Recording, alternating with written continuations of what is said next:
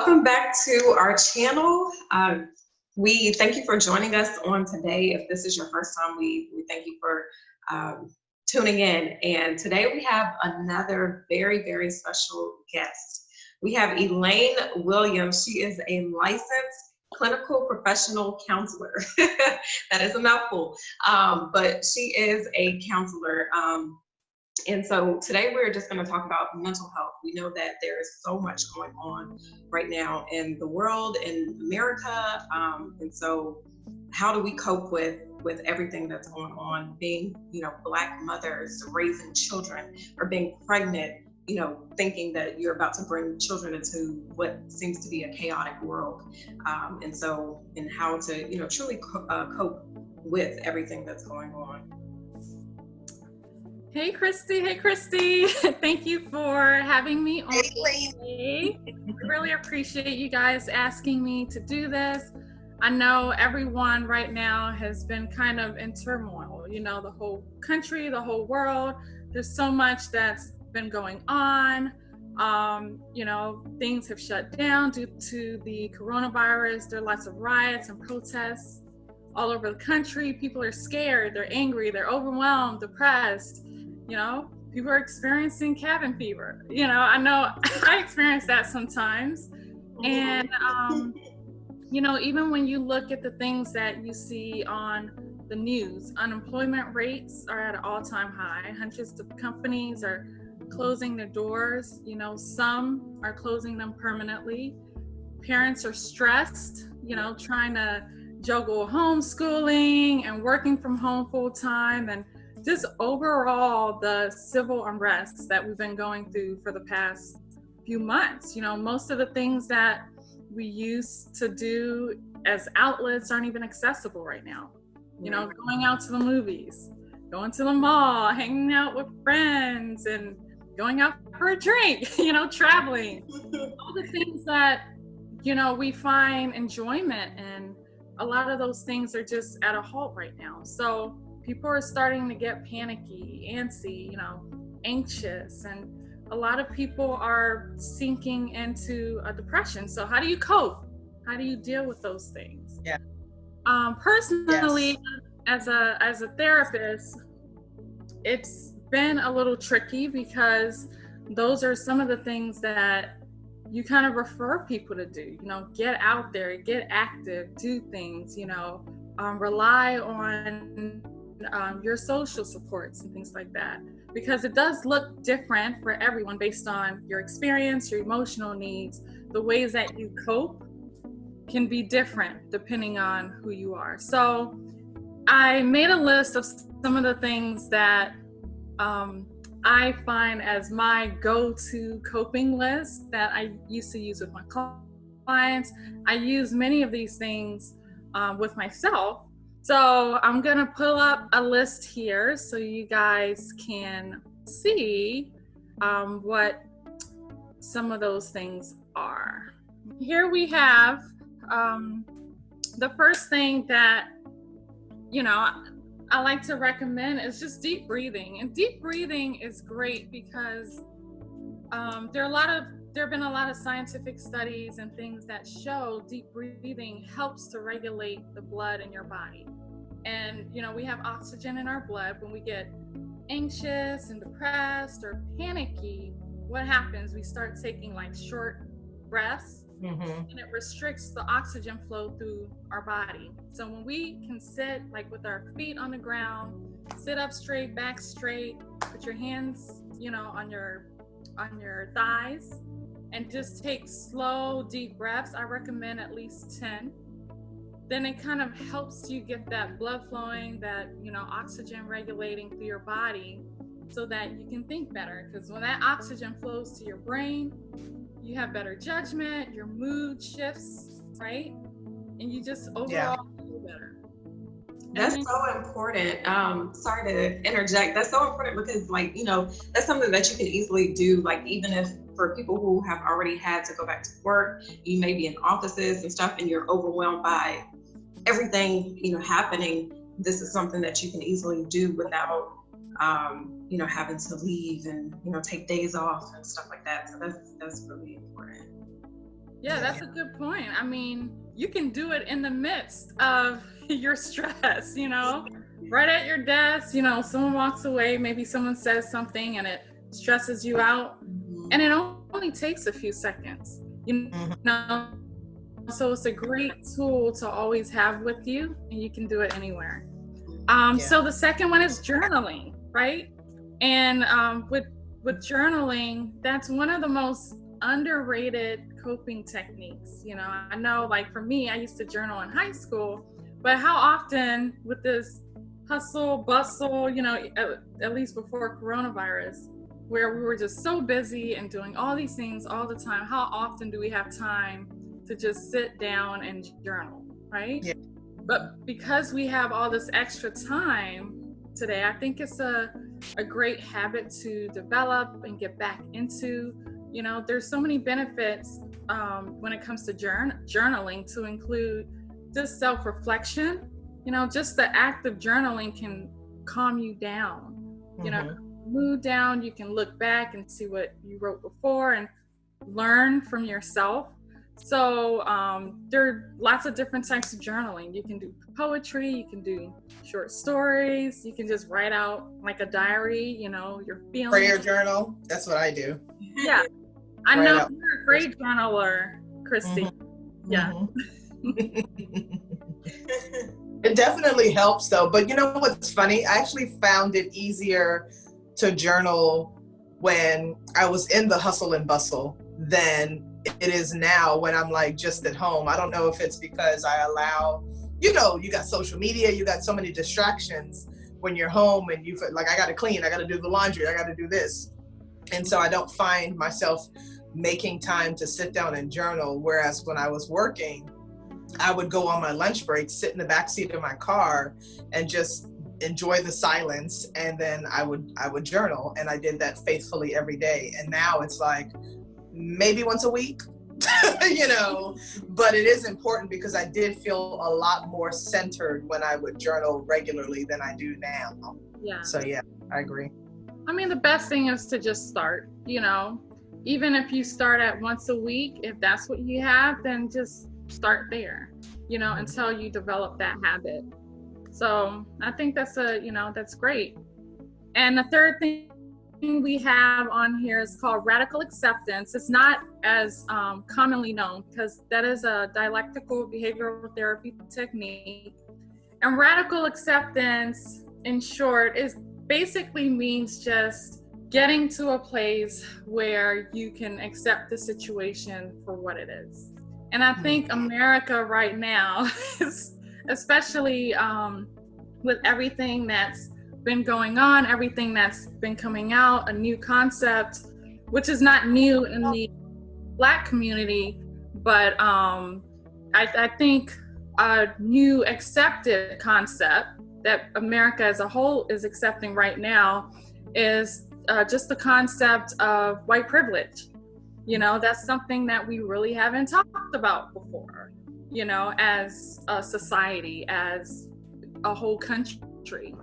And even if you think about, just getting to a place where you not only are aware of what this is, or, whatever the situation may be, but getting to a place where you can acknowledge it, learn from it, and, understand it and move on. Like, take what you need from it, learn from it, and grow from it. So radical acceptance is a lot like that. Just whatever situation you experienced in the past, whether it was abuse, whether it was, maybe relational issues. It's not an easy concept to accept. You do have to have a certain level of maturity to practice radical acceptance. Even when I was working with my clients, in the past, radical acceptance was something that we had to work toward. It's not like, it just happens right away. But I am proud of a lot of Americans who are practicing this, because it's not easy, it's not easy to accept. And number 4, we have opposite action, which is another DBT skill. And opposite action is basically just doing the opposite of what you feel, right?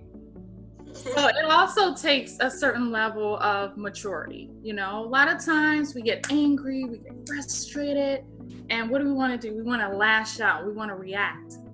But with opposite action, it actually teaches you to do the opposite of what you feel. And a great example of that was Martin Luther King Jr. You know, I don't think he knew he was teaching opposite action. But that's what it's good for, you know, instead of reacting in the way that you feel, show emotional maturity and, you know, show love instead of retaliating hate with hate, you know, or retaliate with love.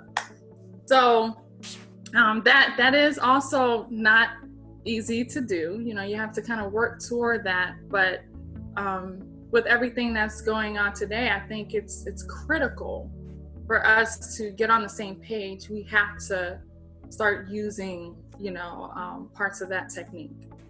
And then we have checking the facts, right? Another DBT technique. So checking the facts is basically just looking, instead of just taking things at face value, you're checking the facts, you know, it's exactly that. When it comes to, let's say somebody offended you in a certain way, and it doesn't have to be only, you know, race related, but in your relationships, maybe in your, as a parent or whatever it may be, a lot of times there's more to the story. So just giving yourself that time and space to ask questions, right? Yeah. And finding out why this happened. You know, this happens a lot in marriages where, you know, the spouses have different perspectives on the same situation. Why did you do this? Why did you do that? And when you come together and actually talk about what happened and you give them the time and space to give their perspective of what happened, they tell their story, and then you tell your story, what you realize is it's not what you thought it was. The intentions behind it were different than what you thought. You know, so just getting in that habit of checking the facts before we have that emotional reaction. Yeah. And I think that's so important because, like, even, you know, because we talk a lot about child loss, infertility, and things like that. And so in ways that we have been offended when it comes to how, you know, people have approached us when talking about our experience and everything like that. And yeah, I think it's important to you know, kind of talk it out, hash it out, so that there's no resentment there. Because I was going to comment on your the checking the facts. Talk about the checking the facts, and I was just like, they kind of correlate with one another, but in like different order. Because when you check the facts, and then you realize what's real, what's not real, whatever, then you move into radical acceptance because you've checked the facts. And so now you're like, okay, well, this is what it is. I mean, especially in my infertility journey and what's going on around here. I mean, with Ahmaud Arbery, everybody was like, well, I mean, we saw the facts, we saw the video, you know, so there was nothing. So we're like, what investigation are we waiting for? Yeah. So it's like, and even with my infertility, check the facts. So, you know, and sometimes even when you have the facts and there's no explainable reason, like in my case with infertility, he was like, well, it's just an unexplained infertility. You know, there's no medical reason why you shouldn't be able to get pregnant. You're just not. You know, factually, there's no logical reason why Black people should be hunted down and killed, you know, and it'd be recorded, but this is what we're dealing with. And so then we move towards radical acceptance. Okay, I can't change what happened, you know, and I can't change the present, but what can I do to make a better future? What can I do? And I guess that goes to the opposite, you know, thinking, or what is it, opposite action? You know, what can I do to positively move forward and positively affect change and, you know, or make a difference? So I could see, like, you know, how you were saying how all of that can relate to one another and kind of be cyclical, you know, and go around. But yeah. That's definitely a good point. And, you know, for people who have a faith base, I think this is very similar to the serenity prayer, right?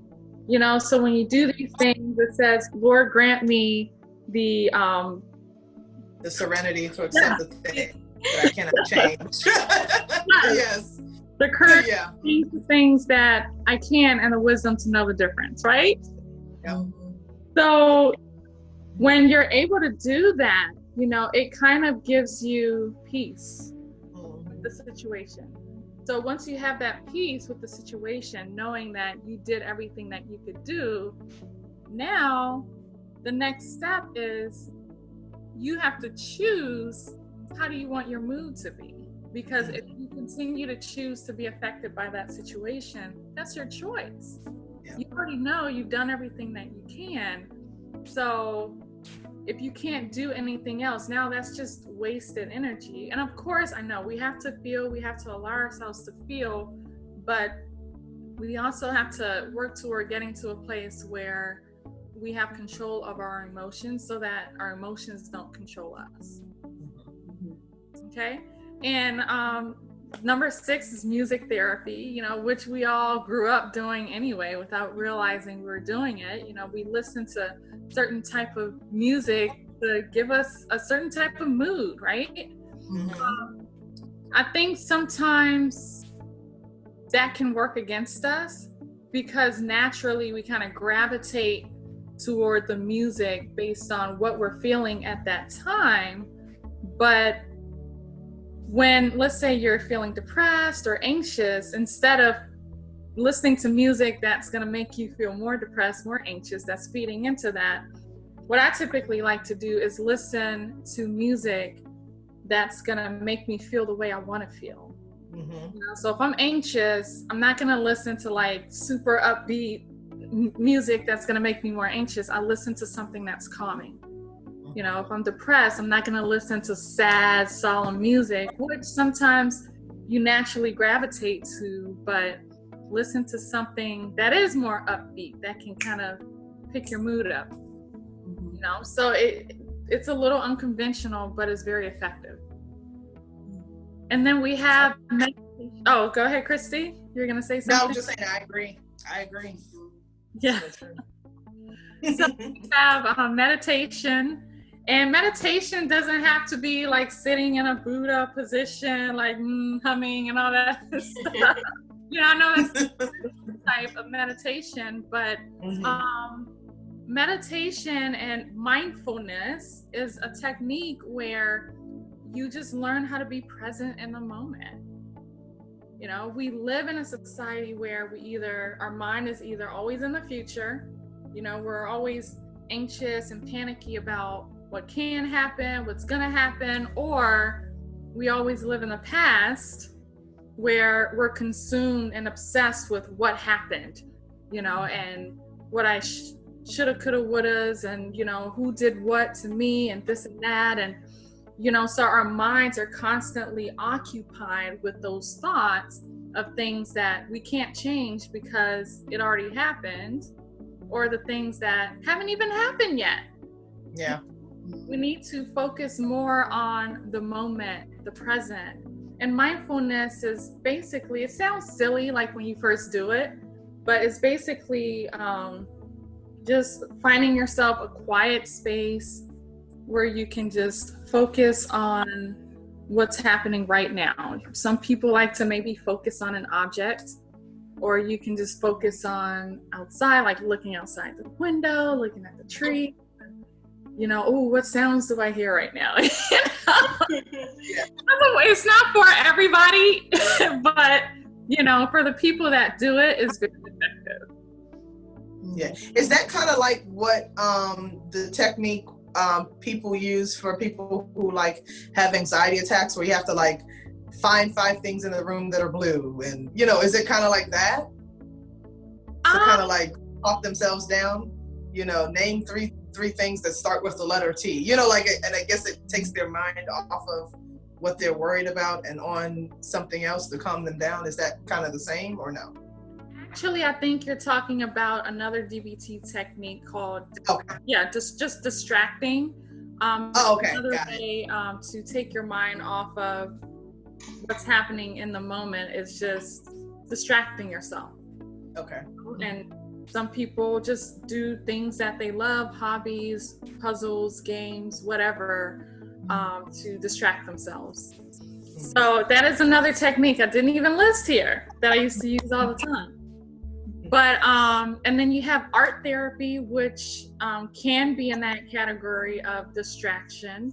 And art therapy is just a way to express yourself artistically through art, you know, and when you focus on your artistic expression, then you can, you know, express how you feel and, you know, your mood and, or just your thoughts in an artistic way. It doesn't only have to be a painting. It can be a drawing, it can be clay art, it can be dance therapy, you know, singing, whatever you like to do, you know, whatever you enjoy doing in an artistic way. Okay. That's something that really helped with me when I was in, I guess, the deepest part of my, you know, grief after child loss, going to a dance class and just doing, you know, following some instruction and not thinking about everything else. And so I can definitely attest to that being very therapeutic. Yeah. And my mom, she's an artist, and she doesn't even realize she's doing art therapy, but you know, she's been going through a lot right now with everything that's been going on, and she's really like, she just dove into her art like head on, and she's been doing more art in the past couple months than she has in the past 10 years, you know. So it's very therapeutic, it's very gratifying, and you know, it's just a great way to feel productive when maybe your thoughts and your feelings, your mood aren't being as productive as you want it to be. Okay. And then number 9, we have exploring new interests or hobbies. And with that, it's exactly that, you know, just, this is the perfect time to do that, you know. Please do not waste this time that we have just watching TV all day, all night. Those things that you had on your journal in high school, or like when you were a freshman in college, and when you were still dreaming, and ooh, I want to do this, ooh, I want to write a book, ooh, I want to, whatever it is, fill in the blank. Use this time to explore that, you know. Like, I'm so proud of you guys for even like making this channel, because, you know, that's a great way to just reach other people. And I know both of you have always wanted to make an impact. So why not do that now? You know, why not go for it? So whatever it is, whatever you've had on the back burner, whatever those things are, now's the time to explore that and really get proficient with that. Yeah. And number 10 is just talking about your feelings with people that you trust. That's so important. As a human, you know, as humans, we need that connection. We need to be social. And, you know, especially people that are extroverts, there's, you know, this is hard, you know, for them. My husband is an extrovert, and this is not an easy time for him. He wants to go hang out with his friends and like go places and do things. I'm fine because I'm introverted, you know. But you just have to make sure you have those people that you can just call on and lean on and just talk things through, because extroverted people are at risk more so of getting into a depressive state when things like this happen, where they're confined and they can't be around their friends and family, because that's where they get their energy from, you know. So it's really important, especially if you're an extrovert, that you reach out to other people. True. Okay, and then next we have, along with just, you know, reaching out, just doing virtual play dates and couple dates, and, you know, The other night, you know, my husband and I had a couple's virtual day. It was so much fun. We were laughing, hanging out, and you know, it was almost as if we were at a dinner, you know, we just had dinner together, you know, it's just after that, right? But we had fun, you know, so I know it seems silly, but this is our new norm. Right now, we have to make it work and make those things happen. They have so many apps right now where you can play games with each other, where you can watch movies together. My son was invited to a birthday party, and the mom literally, I forgot the name of the app, but basically we were all on like a Zoom format, but the movie was on the slideshow and we were all watching the movie together. It's like, wow, this is incredible, you know? Yeah. It's like going to a birthday party and watching a movie at the birthday party. So it's pretty cool. There are a lot of things out there if you do the research, or if you even ask around, people have gotten very creative on how to make this whole situation more social. Mm-hmm. And then we have here plugging into your spiritual community for additional support. You know, that's really important. That's very, very important. Especially considering that we're not like meeting with each other. And please, I do want to say this for people who regularly tithe. Please don't stop doing that. Continue to do that. If you did that before, you know, they are ministers and everyone, they still have to pay for church buildings so that we have one when we get back to church. You know, so if that's something that you value, we have to support that cause, because that funding has to come from somewhere. So if, you know, you did that before, continue to do that and think about the impact that can have if we don't. And then we have reading positive books that inspire you. Okay. Don't underestimate the power of a good book. You know, we have a lot of extra time to read now, but feed yourself with positivity. Puzzles, I love puzzles. They're very calming, and you know, you can sit there and it's a great distraction. It can take your mind off of stress and depression, anxiety. I worked at a residential facility for a while, and we did puzzles all the time. You know, it was one of those things that clients did on their downtime to kind of reduce their anxiety, and it was very effective. Mm-hmm. And the last thing is, you know, list 3 things to accomplish every day and do them. You know, so you can have that sense of accomplishment. So every day, go on your calendar, list 1, 2, 3, and, you know, just, it doesn't have to be like this huge 10 to 20 list thing where you're overwhelmed, but just find 3 things to focus on for that day so you feel accomplished. Yeah. Yeah, I think that's really important, because especially for, you know, those of us who aren't working outside of the home, or, you know, and you're essentially at home all day, then it gives you something to do to, you know, see that you have accomplished, to, you know, check off your list and say, oh, you know, I did do something today. I've been, you know, productive in some kind of way, not just, you know, sit back and not do anything. Yeah. So, yeah, this was great. Yeah. Yeah, so those are my go-to coping techniques, and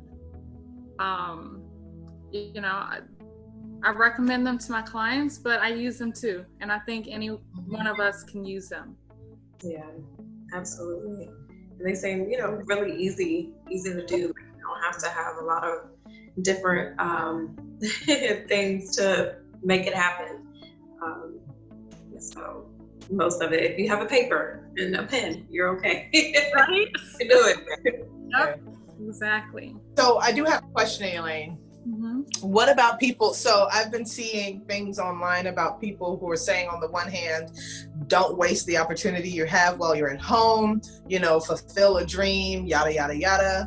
And then I see the opposite where they're like, you know, they'll cross that out and be like, look, if all you're able to do is wake up in the morning, you know, during this traumatic situation, then that's fine. But I do feel like there has to be a balance in between the two, because yeah, you'll have people like me, you, and Christy who are like, yes, you know, we got this opportunity, we got the, you know, we're at home, we don't have these responsibilities, let's tackle this, all the stuff we wanted to do.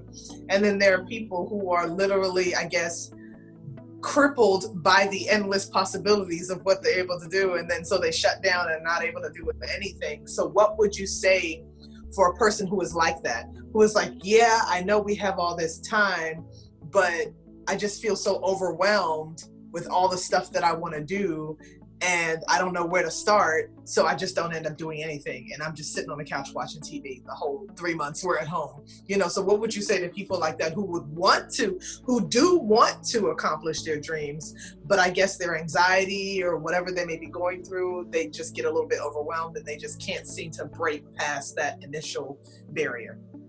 Yeah, that's actually very common. So the last technique I talked about is usually what I would recommend for people who feel stuck.